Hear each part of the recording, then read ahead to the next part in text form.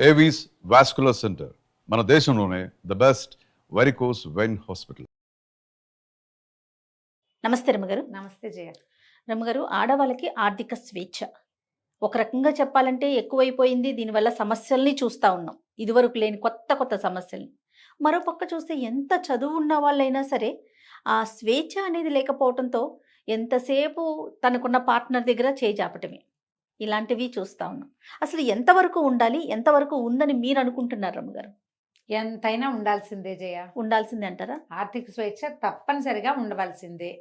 ఇవాళది కాదు, పూర్వకాలం తీసుకో. మన అమ్మమ్మ నాడు మా అమ్మగారు అంటే ఆవిడకి ఆ పరిస్థితి లేదనుకో. జనరల్గా మా అమ్మ, మీ అమ్మమ్మ ఆ ఏజ్లో ఉన్న వాళ్ళకి ఇళ్లలో ఆర్థిక స్వేచ్ఛ ఏముండేది కాదు. చదువులు లేవు, ఉద్యోగాలు లేవు, ఇంట్లో ఉండేవాళ్ళు. భర్తలు ఏమైనా ఇస్తే దాంతో ఇల్లు నడిపేవాళ్ళు, లేదా భర్తలు తెచ్చి పడేస్తే ఇల్లు నడిపే కాలాన్నే మన అమ్మలు చూశారు. వీళ్ళకి ఆర్థిక స్వేచ్ఛ ఉండేదా ఆ రోజుల్లో? తెలియదు మనకి. వాళ్ళకి ఏముండేవి?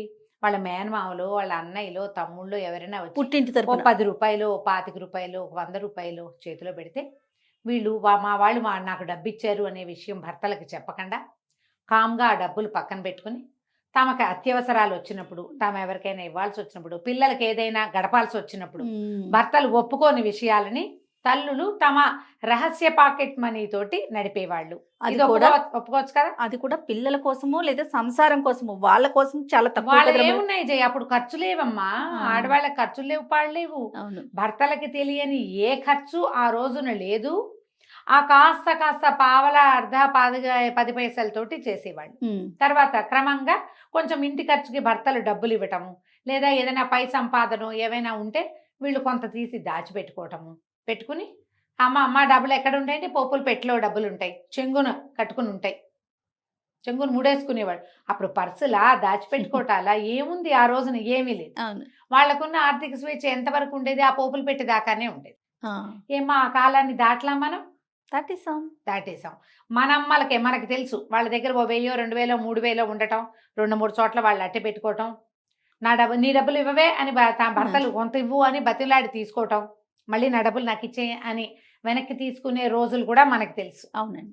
క్రమంగా అవన్నీ దాటేసాం. మనకు ఉద్యోగాలు, చదువులు వచ్చాయి, ఉద్యోగాలు వచ్చాయి.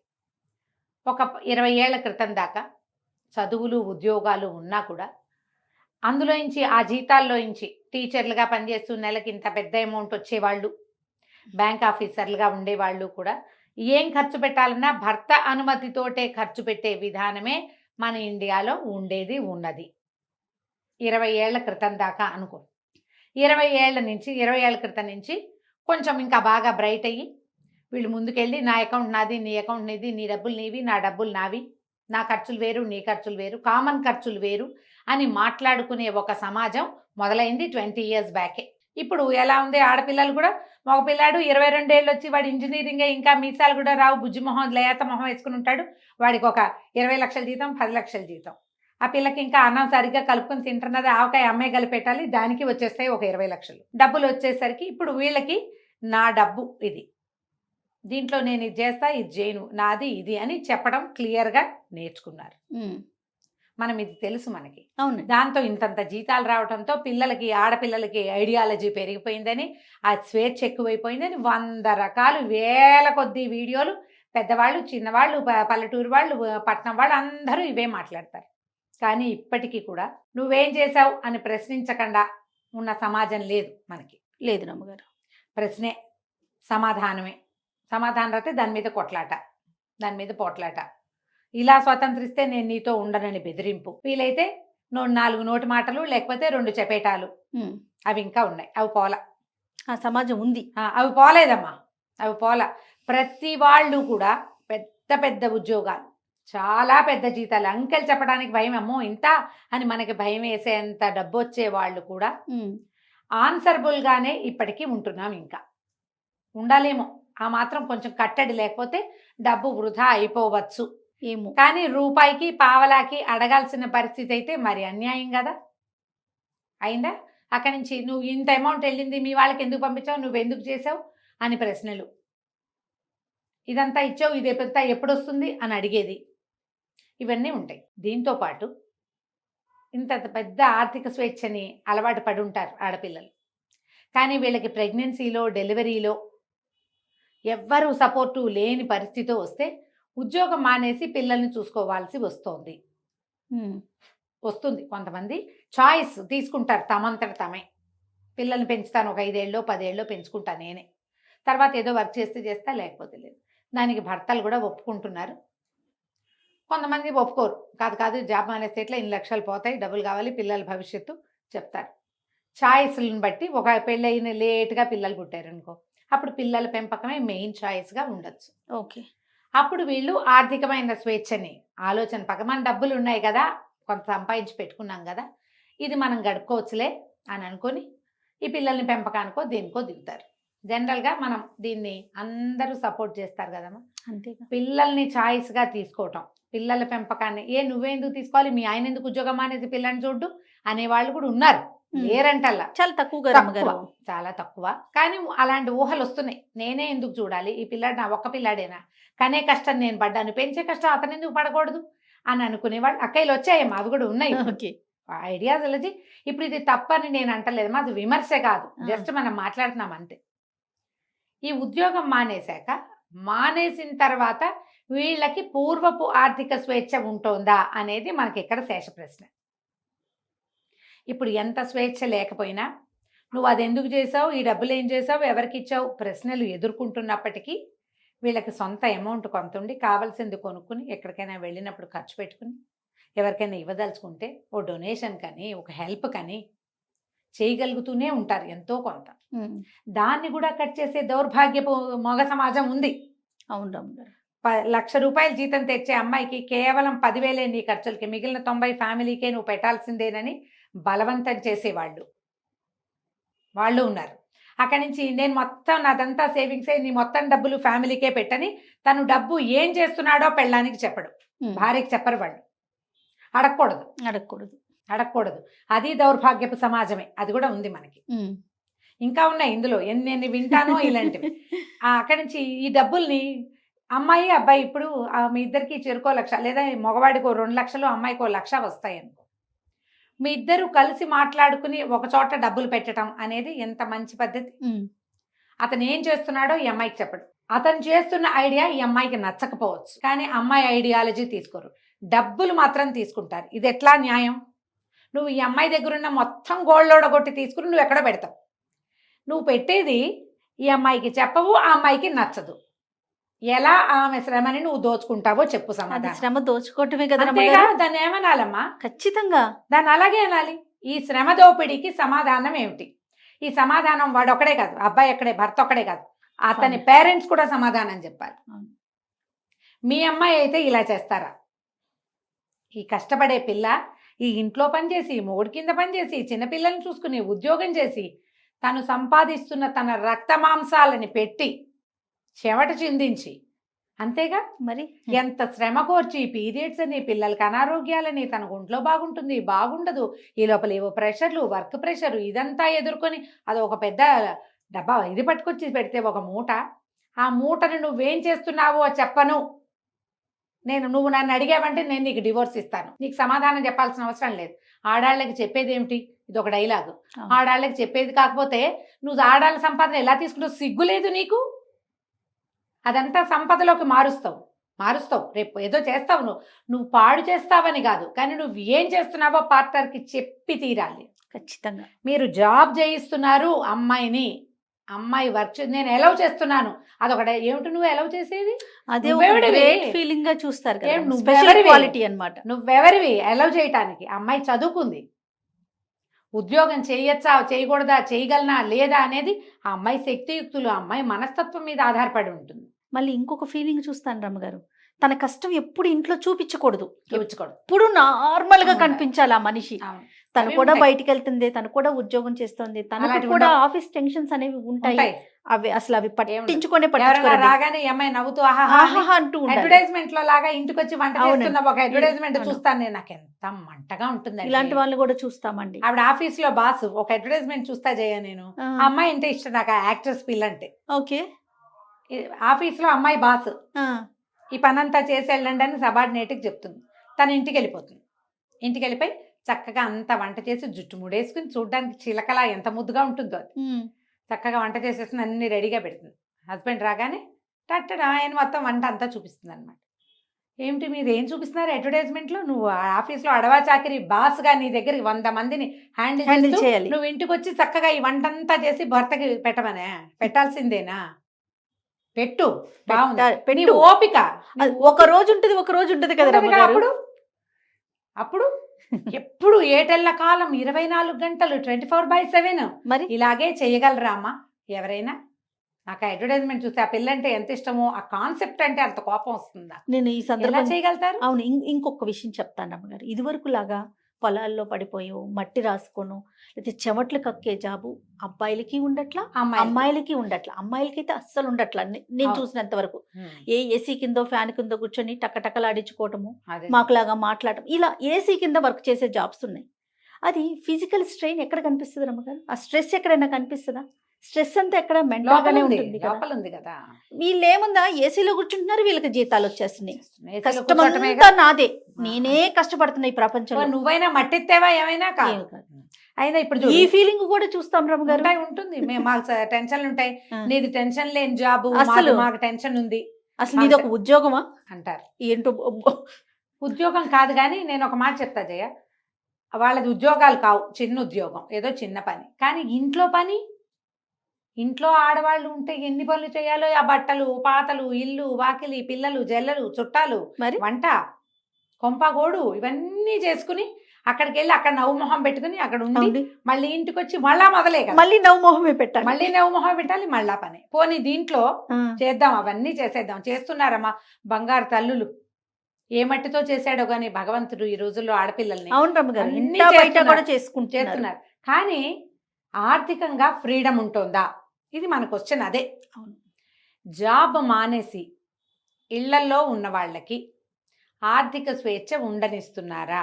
ఉండనివ్వట్లేదు జయ, ఉండనివ్వటల్లా. మనము మామూలుగా పని వాళ్ళ దగ్గర కూడా చూస్తాం, సెపరేట్గా అకౌంట్లు మెయింటైన్ చేసుకుంటారు. సొంత ఖర్చులకి 100, 200, 300, 500 పాత రోజుల్లో పెట్టుకున్నట్టే డబ్బులు పక్కన పెట్టుకుంటారు. గూగుల్ పేలో ఉంచుకుంటారు. అమ్మ అందులో పెట్టద్దు, మా ఆయన చూసేస్తాడు, నా చేతికి ఇవ్వు అని Yes. తీసుకుంటారు. అవును రమ్మ గారు. తీసుకుంటారు. మరి వాళ్ళ సొంత ఖర్చులు ఉంటాయి, అన్నిటికీ మొగుళ్ళకి సమాధానం చెప్పాల్సి వస్తుంది. పనేమో వీళ్ళు చేస్తారు, డబ్బులేమో వాళ్ళు మేనేజ్ చేస్తామంటారు. ఈ విధానం మారితేనే మీకు స్వేచ్ఛ వచ్చినట్టమ్మా. ఇది మారాలి. ఇప్పుడు మా ఫ్యామిలీ కోసం ఒక పెద్ద అమౌంట్ లేదా ఒక అకౌంట్ అనేది ఉంచుకుని అందులో అది కదిపేటప్పుడు మీరిద్దరూ మాట్లాడుకునే చేయండి. కానీ మీ సొంత ఖర్చులకని మరి ఎలా అంటే కనీసం ఒక 30% అయినా సొంత ఖర్చులకి ఉంచుకోండి. కనీసం 30% మీ శ్రమకి గుర్తింపు. అకౌంట్స్ సీజ్ కలిపేసేయటం. ఎప్పుడు జాయింట్ అకౌంట్లే ఉంటాయి జయ భార్యాభర్తలకి. ఆడవాళ్ళకి సొంత అకౌంట్లు ఉండనివ్వరు. ఉండనిచ్చిన మొత్తం పాస్వర్డ్ తో సహా వాళ్ళ చేతిలోనే ఉంటాయి కదా. వాళ్ళకే తెలుసు. నువ్వు చూడు, చాలా మందికి భర్తల పాస్వర్డ్లు తెలియవు, భార్యల పాస్వర్డ్లు అందరికీ తెలుస్తాయి. ఇంట్లో పిల్లలు కూడా తెలుస్తాయి జయ. అవును రమ్మ గారు. ఫోన్లకు అంతే, ఏటీఎం కార్డులకు అంతే, ఏటీఎం కార్డు అంతే, డెబిట్ కార్డు అంతే, క్రెడిట్ కార్డు అంతే. అన్ని పిల్లలకి భర్తకి తెలుసు, భర్త గారివి తెలియదు. ఒక్కటి కూడా తెలిసి ఉండదు. మనం ఏం చేసినా, మీరు ఏం చేసినా భర్తలకు వెంటనే అది వచ్చేస్తుంది. అక్కడ 1000 గీసింది, ఇక్కడ 2000 గీసింది, అక్కడ 10,000 ఏదో. కానీ భర్తలు చేసినవి మీకు వస్తాయా? రావు. ఇప్పుడు సమానత్వం ఎక్కడుందమ్మా? నేను సమానత్వానికి చెప్పట్లేదు, కనీసం 70-30 ఉంచుకోండి అని చెప్తున్నా. ఆ మాత్రమైనా తీసుకోండి. అది లేనిదే కుదరదు. డబ్బే జీవితమా? డబ్బు ఇంపార్టెంటా? కాదు. మానవ సంబంధాలు ఇంపార్టెంట్. అవును. మరి మగవాళ్ళకి అవి కాదా? కాదు రమ్మ గారు, కాదు. డబ్బు ఇంపార్టెంట్ కాదన్నప్పుడు మనం ఇంట్లో కూర్చోట్లేదు కదా. కూర్చోట్లేదుగా. అంతే కదా, మనం కూడా పరుగులు పెడుతున్నాం కదా. జయ, పెద్దవాళ్ళు ఉంటారు. ఇప్పుడు మన అమ్మలు కొంతమంది, ఇప్పుడు నా ఏజ్ కంటే కొంచెం పెద్దవాళ్ళు అనుకో. నా ఏజ్ అంటే ఇంకా సంపాదించే వయసే కదా. అవును. 60+ అయ్యాక ఇప్పుడు మన అమ్మ ఉంది, ఎక్కడో ఉంటుంది, ఆవిడ ఏదో ఊళ్ళో ఉంటుంది, మనం ఒక ఊళ్ళో ఉంటాం. అమ్మకి అంత డబ్బులు వస్తాయి రావు. ఆవిడ కూరలు తెచ్చుకోవాలి, సరుకులు తెచ్చుకోవాలి, చేయాలంటే మనం ఏం చేస్తాం? ఓ గూగుల్ పేనో, ఓ ఫోన్ పేనో, ఓ ఇంకోటి ఏమిటో పెట్టి రెగ్యులర్గా అందులో డబ్బులు ఉండేలాగా చూస్తాం. అమ్మ తన దారిని తను ఖర్చు పెట్టుకోవడానికి. ఖర్చు అంటే ఏమిటో వాడేసుకోవడం కాదు, రెగ్యులర్ దైనందిన అవసరాలైనా ఉంటాయి కదా, అది మన ఇంటికే తీసుకొస్తారు. ఒక అకౌంట్ వాళ్ళ గూగుల్ పేకి అటాచ్డ్గా చేసి వదిలిపెట్టాలి. పెళ్ళాలకి అలా చేయకుండా చేసే వాళ్ళు ఉన్నారు తెలుసా ఇప్పటికీ. ఈ రోజుల్లో యంగ్స్టర్స్ 30+ వాళ్ళే మీరు బాగా ప్రాక్టికల్ గా కేసెస్ ఒక్క చూస్తున్నట్టున్నారు. రూపాయికి కూడా సమాధానం చెప్పాల్సిన స్థితిలో ఉంటున్నారు ఆడపిల్లలు. కేసులు చూస్తున్నారు కదా రమ్మగారు. ఉద్యోగం మానేశారంటే వెంటనే వాళ్ళ అకౌంట్ చచ్చారే. భర్తల పరం అయిపోతాయి. అందులో డబ్బు ఉంటుంది బోల్డు, కాస్త కుస్తాగా జయ కళ్ళు తిరిగేంత అంకెలు ఉంటాయి. అయినా సరే ఎంత ఘోరం కదా రమ్మగారు. చాలా ఘోరం అమ్మ. దీన్ని సహించద్దు. అప్పుడు గొడవలు అయిపోతాయండి, డివోర్స్కి వెళ్తా. ఏమిటి డివోర్స్? నీ ఒక్కదాని బాధేనా? అవతల వాడి బాధ కాదా? ఇక దానికి ఫైనల్ డెసిషన్ అదేనా? ఏం నువ్వు సంపాదించిన డబ్బులు నువ్వు కొంత వాడుకోవడానికి కూడా డివోర్సేనా? ఎట్లా అది ఎలా సాధ్యం ఇప్పుడు చెప్పండి. మగవాళ్ళు ఎందుకు ఈ రకమైన దౌష్ట్యానికి దిగుతారు? నాకు సమాధానం అక్కడ కావాలి. ఆడాళ్ళు కాదు, మగవాళ్లే. మీకు వద్దా భార్యలు? తనకే 36 భర్త కావాలా? వస్తాయా? ఇది కాకపోతే ఇంకోటి వస్తుందా మీకు? రాదు. పైగా ఇండియాలో ఏమిటి 1000 మంది అబ్బాయిలకి 845 మంది ఆడపిల్లలు ఉన్నారమ్మా. ఇది బాగుంది నిజంగా. నిజం రమ్మగారు. మీకు పెళ్లి అమ్మాయికి భర్త, కుటుంబము, ఫ్యామిలీ, సంతోషము ఆడవాళ్ళకి ఎంత అవసరమో, మీతో పాటు ఉన్న ఒక స్త్రీ ఆమె యొక్క సంతోషము, ఒక నిద్ద, వీడు నాతో ఉన్నాడు, నేను ఇతనితో ఉన్నాను, నా జీవితం బాగుంది అని ఆమెకి అనిపించటమే మీ బతుకు. అది లేనిదే వేస్ట్ మీరు. అంతే. ఆమెకు ఆర్థిక స్వేచ్ఛ లేదు, ఎవరికైనా కలవడానికి లేదు, ఎవరితో నా ఫోన్లో మాట్లాడడానికి లేదు. కాసేపు మాట్లాడితే అంతసేపు ఎందుకు ఇక నువ్వు ఏంటి ఊపిరి కూడా దీనివరా మీరు? అన్నిటికీ మీకు సమాధానం చెప్పాలా? అదేమన్నా బానిస? బానిస కాదుగా. ఇప్పుడు ఆడవాళ్ళకి ఎంత భయమో, జీవితం పట్ల ఎంత భయం ఉండాలో, ఎంత ఒళ్ళు దగ్గర పెట్టుకుని ఉండాలో మీరు ఉండద్దా? ఉండాలిగా, నువ్వు కూడా ఉండాలిగా. ఇప్పుడు దీన్ని నేను తల్లుల్నే అడుగుతున్నా. మీ కొడుకులకి వద్దా? ఇది మీ కొడుక్కి కావాలా వద్దా భార్య? అతనికి సంసార జీవితం ఇంటికి వచ్చేసరికల్లా ఎవరో ఒకళ్ళు వేడో వెచ్చో చూసి కాఫీయో టీయో మొహాన్ పోసి కాస్త ఉన్నావా అన్నావా అని అతన్ని కనుక్కునేందుకు ఒక ఇంట్లో ఒక ఆడపిల్ల ఉండి ఆమె సంతోషంగా ఉండటం అవసరమా కాదా? ఆ అమ్మాయి యొక్క సంతోషమే మీ కుటుంబానికి వృద్ధి, అవునా కాదా? అంతేగా. ఇలా దయచేసి ఆలోచించండి అమ్మా. మీ పిల్లల్లో పెద్దవాళ్ళు ఇలాంటి దౌష్ట్యాన్ని చూస్తే దాన్ని కట్ చెయ్యండి, లేదా జన్మ జన్మల అనుభవిస్తారు మీరు ఇదే ఆడపుట్టక పుట్టుకుంటూ. మనము ఇది అనుభవించి వచ్చిన వాళ్ళమే జయ. అంతే ఈ కదా. స్వేచ్ఛ లేనితనాన్ని ముందు తరాల వాళ్ళంతా చూశారు. ఇప్పుడు అట్లా లేదు. పిల్లలు చక్కగా చిలకల్లా చదువుకుంటున్నారు, ఉద్యోగాలు చేసుకుంటున్నారు, కళకళ్ళాడుతూ 4 రకాల పనులు చేసుకుంటున్నారు. దానికి కొంత ఫ్రీడమ్ ఎక్కడో చోట, ఈ ఫ్రీడమ్ అడ్డుకట్ట గ్యారంటీగా ఉండాలి. అది లేకుండా వదిలేయమని నేను చెప్పట్లేదు. నాకు కూడా కట్టడే. ఇప్పుడు నేనైనా అదే చేస్తాను కదా. అంతే కదా రమ్మగారు. ఎక్కువ పెద్ద పెద్ద అమౌంట్లు ఉండేవి, శాలరీస్ పడే అకౌంట్ల నుంచి డబ్బులు వేరే విస్తారంగా తీసేయకూడదు. వాడేస్తుంటే రేపొద్దున సేవింగ్స్ అవ్వవు. అది కానీ ఇవి మాట్లాడుకోవాలి కదా.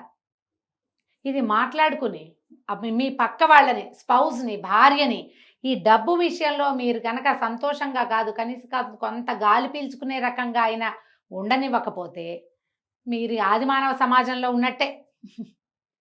మీరేమీ జీవితంలో ముందుకెళ్ళినట్టు కాదు. అంతేగా. ఇప్పుడు మీరు రేపొద్దున మీ పిల్లలకి ఏం చెప్తారు? మీ పిల్లలు కూడా ఇలాగే స్వేచ్ఛ లేకుండా చేయటం మీకు కుదురుతుందా? ఒక పిచికని బందికానాలో పెట్టి మధ్యలో దాన్ని చేయి పెట్టి దాన్ని మెడ పిసికిస్తూ ఉంటామా మనం? ఆల్రెడీ ఈ పెళ్లి, పిల్లలు, ఇల్లు, సంసారము బందికానానే. కాకపోతే కొంత స్వేచ్ఛ ఉంటుంది. ఆ కాస్త స్వేచ్ఛనైనా వాళ్ళని అనుభవించనిస్తే జీవితాలు సంతోషంగా ఉంటాయి. అంతే. ఈ ఆర్థిక స్వేచ్ఛ విషయంలో పెళ్లికి ముందే మాట్లాడుకోండి. ఓకే.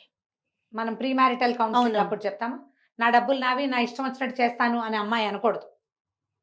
నీ డబ్బంతా నాదే, నేను చెప్పినట్టే నువ్వు వినాలని అబ్బాయి కూడా అనకూడదు. ఈ డబ్బులు మనవి, దీని మీద కొంత ఫ్రీడమ్ నువ్వు అవలంబించు, కొంత ఫ్రీడమ్ నేను అవలంబిస్తా, మన ఇద్దరిది కలిపి కొంత అమౌంట్ ఉండాలి. అంతే. వాళ్ళ అమ్మకి ఇచ్చిన కొంతమంది ఆడపిల్లలేమో భర్తలు ఏమీ చేయకూడదని పట్టుకుంటారు. ఈ శాతం తక్కువ, కానీ ఉంటారు. మగవాళ్ళు ఎక్కువ పట్టుకుంటారు. ఆడవాళ్ళకి అంత ఫ్రీడమ్ ఇవ్వకూడదు అనుకుంటారు. మనీ మేనేజ్మెంట్ ఆడవాళ్ళకి అంత తెలియకపోవచ్చు. ఎందుకంటే చిన్నప్పటి నుంచి తండ్రి ఒద్దికలో ఉంటారు, బాగా తెలుసుకోరు. కానీ కొంత వయసు వచ్చాక ఎక్కడ డబ్బులు పెట్టచ్చు, ఎక్కడ పెట్టకూడదు, అలాంటి ఐడియాలజీ వాళ్ళకు ఉంటుంది. మీరు మాట్లాడుకుంటే వాళ్ళ ఐడియాలజీ ఏంటో తెలుస్తుంది. అంతే. కొంతమందికి ఏమో ఇల్లు వాకిళ్ళు కొనేసుకోవాలని ఉంటుంది జయ. ఇల్లు ఇల్లు ఇల్లు ఇల్లు ఇల్లు అంటారు. ఇల్లు స్థలాలు కొనేసుకోవాలి, ఎక్కడైనా సైట్లు కొనిపెట్టుకోవాలి. వాళ్ళ ఫాదర్స్ని బట్టి వాళ్ళకి ఐడియాలజీ వస్తుంది. ఒక్కొక్కళ్ళు ఏమో ఎక్కడైనా డబ్బులు మదుపు పెట్టడం, ఈ షేర్స్లో పెట్టడం అని ఇట్లాంటివి చేస్తారు. మీరు అది వీళ్ళు ఇది అయ్యారనుకోండి, అందులోనూ పెట్టండి, ఇందులోనూ పెట్టండి. మాట్లాడుకోండి ముందు. మాట్లాడుకుని ఈ ఆర్థిక స్వేచ్ఛ వ్యవహారాన్ని సార్ట్ అవుట్ చేసుకోండి.